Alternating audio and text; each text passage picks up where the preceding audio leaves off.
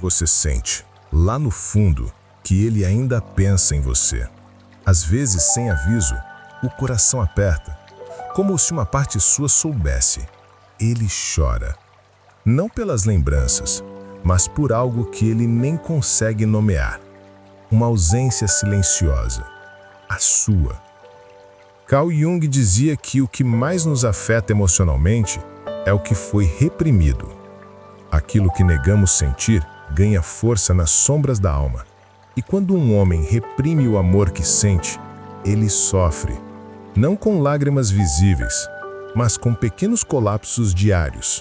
Um vazio quando escuta uma música, um nó na garganta ao lembrar do seu perfume, um silêncio incômodo diante de outras mulheres. Este vídeo é para você que precisa de respostas, que quer parar de duvidar da sua intuição. Vamos explorar os 5 sinais inegáveis de que ele chora por você, mesmo que não diga, mesmo que esconda, mesmo que negue até para si mesmo. Não estamos falando de romantização, mas de algo mais profundo, o luto por uma conexão real. Quando Jung fala da função transcendente, ele se refere a um processo interno de transformação onde o inconsciente começa a emergir, trazendo à tona verdades escondidas. E uma dessas verdades é que o amor, quando real, deixa rastros. Não se apaga, apenas se disfarça de orgulho ou silêncio, mas continua ali, esperando um espaço para ser sentido. Este primeiro sinal pode parecer sutil, mas é devastador em sua intensidade. Ele evita os lugares onde vocês foram felizes juntos. Não por desprezo, mas porque ali ele ainda te encontra.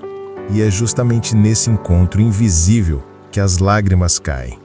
É como se o inconsciente dele gritasse: ela ainda mora aqui. Você pode não ver ou não admitir, mas dentro de você há uma corda esticada entre o que deseja e o que teme. Jung falava da sombra, o lado oculto de nós mesmos, aquilo que escondemos, mas que governa nossos gestos e escolhas. Quando um homem chora por você, muitas vezes é porque sua presença ativa a sombra dele. Medos de abandono, culpa por sentimentos antigos, rejeição. Ele luta com o lado dele que nunca quis assumir. E por isso, se afasta, silencia, nega. Observe este segundo sinal. Ele lembra de você nas conversas com amigos, mesmo sem mencionar seu nome. Um suspiro involuntário, uma expressão distante, um olhar vazio. Isso mostra que ele te ressignificou internamente. Você virou um símbolo. Não apenas alguém, mas um marcador emocional que atravessa o tempo. Assim como numa represa, onde a água se acumula até transbordar, o inconsciente dele está acumulando emoções que não encontra saída. Cada lembrança é uma gota, cada memória é um volume crescente, e quando transborda, chora, mesmo sem lágrimas visíveis. Aqui, o que ele chora é saudade, arrependimento, culpa por não ter sido ou não ter ficado. Nesse processo, ele pode agir de forma contraditória. Aproximação e recuo, contato inconsequente, silêncios fragorosos.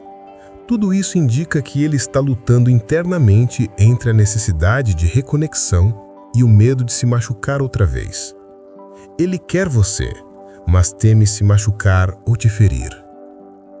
Você, do seu lado, pode estar presa a um padrão repetido de amar quem não pode se entregar. E talvez a própria sombra esteja te impedindo, o medo de ser vulnerável, de ser rejeitada, de ser fraca. A projeção acontece. Você projeta no outro o que você própria teme enfrentar. E assim, ele chora por algo que você também chora, algo que talvez nem saiba que guarda. Neste ponto, começa o caminho da individuação. Aceitar que você e ele têm conteúdos internos, feridas, traumas. Apenas quando aceitamos nossos recortes internos, podemos olhar o outro sem expectativa absoluta. E é aí que o terceiro sinal surge. Ele te busca em sonhos, pensamentos fugidios, flashes mentais. Ele chora de modo indireto, no contexto simbólico. No limiar dos sonhos, ele aparece. Você se vê com ele em cenas ambíguas, um lugar conhecido que mudou, um abraço interrompido, uma conversa sem fim. Isso é a voz do inconsciente tentando trazer um recado. Não me esqueça. Esse é o terceiro sinal realmente poderoso. O inconsciente dele conecta vocês quando a vigília já falhou. Quando Jung afirma que sonhos são a linguagem do inconsciente, ele nos convida a escutar imagens simbólicas que falam por nós e por aqueles que amamos. E se ele sonha com você, ainda que não se lembre, se você sonha com ele, há um fio invisível entre vocês, sustentado pelas profundezas. Ele também pode manifestar esse terceiro sinal através de músicas que ele ouve, versos que repete, trechos de filmes que o comovem quando você surge em sua mente, ainda que não fale disso. São ecos do inconsciente, fragmentos que insistem em retornar. Ele chora por você, mas não com palavras, com símbolos. Esse é o momento de você assumir um compromisso com você mesma. Não espera ele dizer ou fazer. Você pode agir para despertar essa ligação mais consciente. Por isso, convido você a fazer o quiz gratuito de diagnóstico da vida amorosa. O link está no comentário fixado. E se você está pronta para receber, escreva "Eu recebo amor" nos comentários. O universo apenas dá amor àqueles que aceitam recebê-lo. E essa afirmação desperta seu receptáculo interior. O quarto sinal é uma corporalidade de ausência e presença. Ele sente sua falta fisicamente, mas não necessariamente busca contato. Às vezes ele mexe nos seus perfis antigos, visita suas redes, checa suas fotos, revisita lugares que vocês frequentavam mentalmente. Não porque quer te perturbar, mas porque a presença de você permanece viva no corpo dele, nos músculos tensos, no peito oco, na respiração nostálgica. Mesmo sem ligar, ele acompanha sua rotina pelas redes. Mesmo sem ver, ele procura suas vestes em ambientes compartilhados. Mesmo sem falar, ele sente o seu perfume no ar, porque você deixou rastro. Esse sinal mostra que ele está na memória corporal dele. Não mente o corpo fala. E quando o corpo ainda compartilha espaço com você, ainda que invisível, ele chora por você nas dobras musculares, no aperto do peito, no eco do coração. Nesse contexto, muitas mulheres culpam-se. Se eu só fosse melhor, mais segura, mais atraente. A armadilha da identidade idealizada nos impede de reconhecer o que já somos, seres merecedoras de amor. Cada vez que você nega seu valor, a sombra grita mais alto. O processo de individuação propõe justamente isso: integrar luz e sombra, aceitar suas rupturas e cicatrizes como parte da história. Só assim você deixa de repelir o amor com seu próprio escudo. Para entender de onde vem esse escudo, para que serve cada defesa que você ergueu, é essencial reconhecer que o outro só reage ao que você vibra internamente. Você pode atrair amor só se deixar espaço para ele, se convidar o amor para entrar. E isso exige ousadia, mudar crenças antigas, desfazer juramentos silenciosos feitos no passado. O quinto sinal é o mais doloroso e também o mais claro. Ele age com compulsões emocionais relacionadas a você. Você presencia ciúmes repentinos, explosões sem motivo, gestos de proteção exagerada ou mesmo frieza abrupta após um momento de intensidade. Parece descompasso, mas é ele tentando punir, testar ou reter aquilo que não sabe como manter. Jung dizia que as pulsões inconscientes emergem quando algo reprimido procura a expressão. Essas explosões, aparentemente desproporcionais, indicam que ele não consegue encontrar equilíbrio diante do que você representa. Ele chora por você quando não consegue processar a presença interna que você ganhou. Essas compulsões são marcos emocionais. Elas dizem: Você me tocou mais do que imaginei. E ele reage tentando recuar, punir ou se proteger.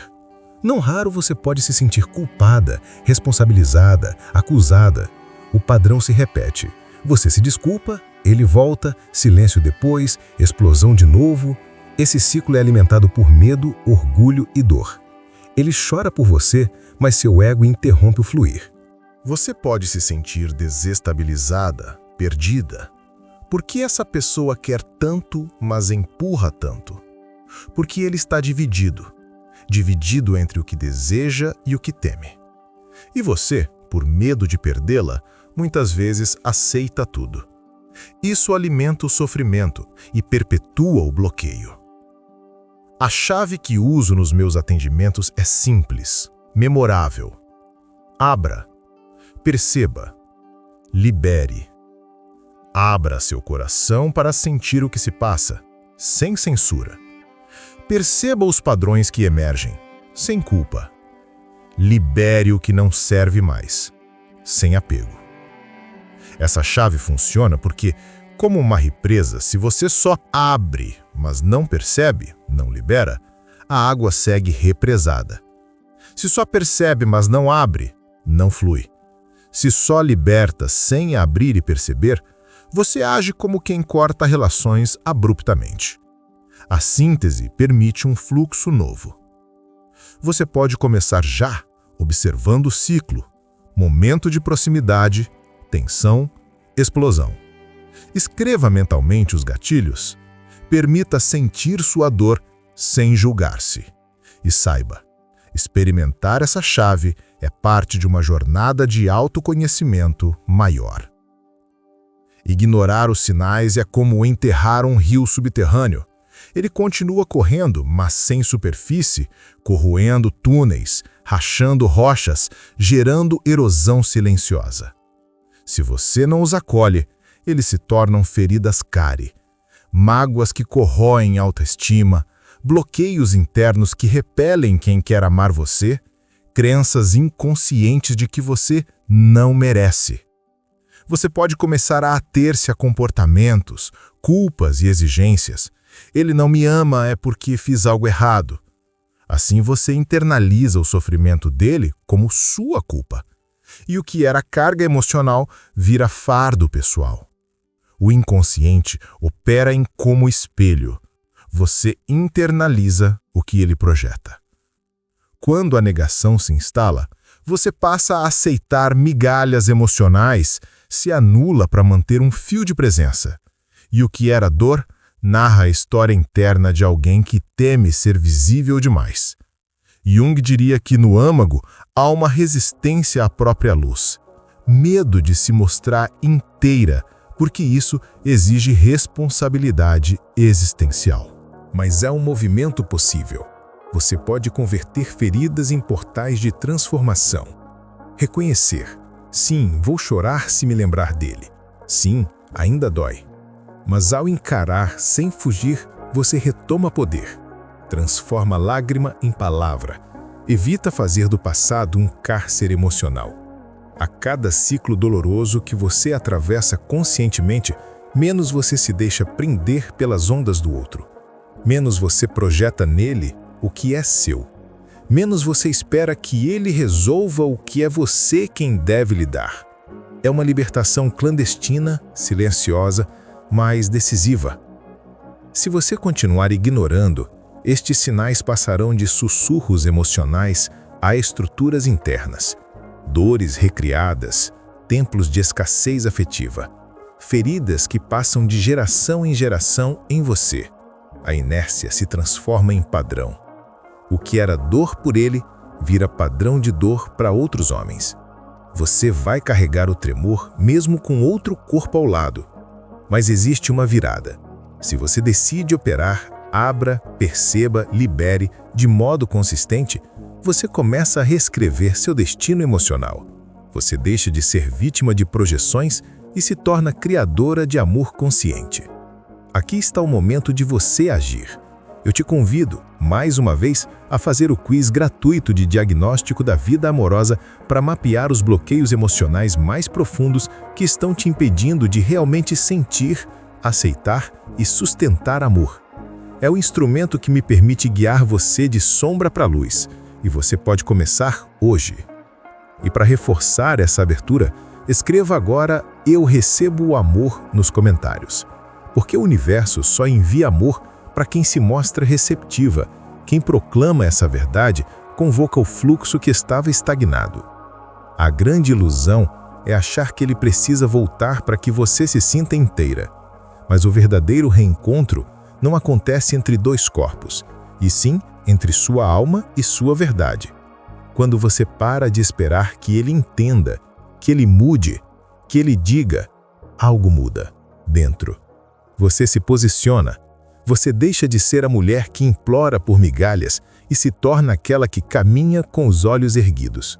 E então, paradoxalmente, é nesse momento que ele sente mais forte.